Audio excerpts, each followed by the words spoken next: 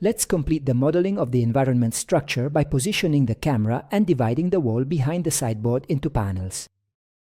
Our goal is to achieve a shot as similar as possible to the one shown in the reference image.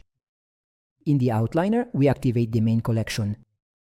In the Output tab of the Properties window, let's make sure the resolution is set to 1920 by 1280. In the viewport, press Shift+A and select Camera. Blender places a camera at the location of the 3D cursor. Using the navigation controls within the viewport, try to frame the sideboard from the front. At this stage, it's not important to be particularly precise. Now press Ctrl plus Alternate plus 0 on the numeric keypad to move the camera directly to our current position. Now we need to position it appropriately. The first thing we can do is to normalize, so to speak, the values of the rotation parameter. So let's set the X field to 90 degrees and Y and Z to 0. In this way, we've aligned the camera with a perfectly horizontal orientation. Now let's look at the location parameter. Let's adjust the camera's height from the ground by setting the Z field to 60 centimeters. By adjusting the field related to the Y-axis, we move the camera back to a distance somewhere between -500 and -600 centimeters. After running a few tests, I found that a distance of -570 centimeters was appropriate. Now, by adjusting the X field, let's move the camera slightly to the left. This way, the corner formed on the right between the two walls won't appear in the frame. After trying out several solutions, I found that a shift of -50 centimeters can be considered optimal. Looking at the two shots, it seems that in our footage the visible portion of the floor is excessive. To solve this problem, instead of lowering the camera's height from the ground, let's open the Camera tab in the Properties window and, within the Lens panel, change the Shift Y value to 0.06. The Shift X and Shift Y functions allow you to move the camera's frame along the horizontal X and vertical Y axis without having to tilt or physically move the camera itself. Basically, it's a shift of the focal point. Shift X moves the field of view horizontally. A positive value will push the frame to the right, a negative one to the left. Shift Y moves the field of view vertically. A positive value will push the frame upward, a negative one downward.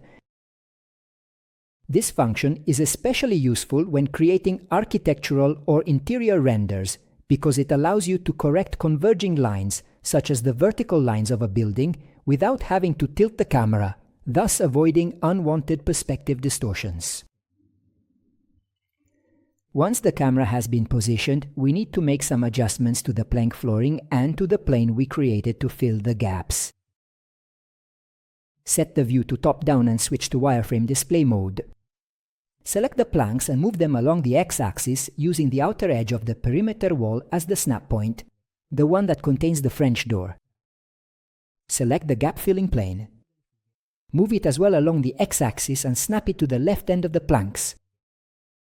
Looking closely at the reference image, we can see that at the base of the window towards the outside, a small portion of the floor is visible. Switch to Edit mode and select the left edge of the plane we used as the gap filler. Press the keys EX-100 to extrude the plane 1 meter outward. Later, when we cover materials, we'll see how to assign two different types of material to the same element.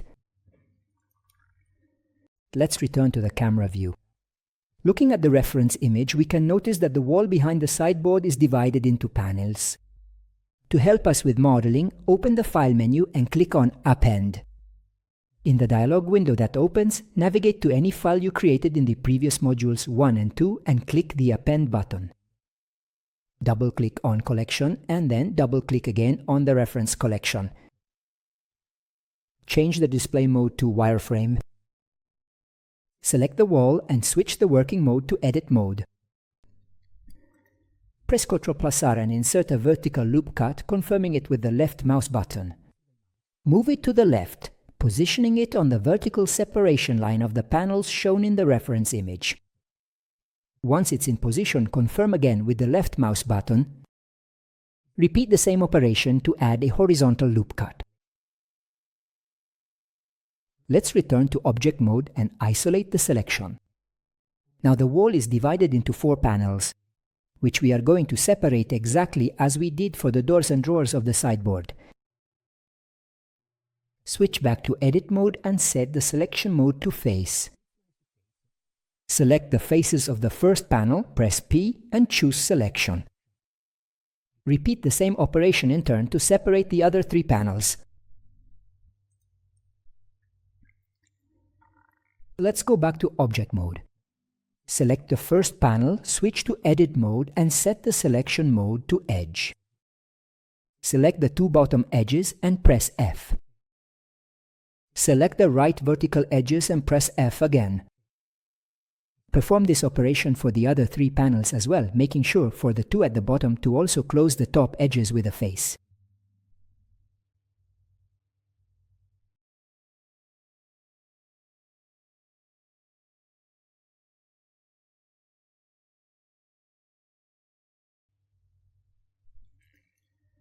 Change the display mode to Solid.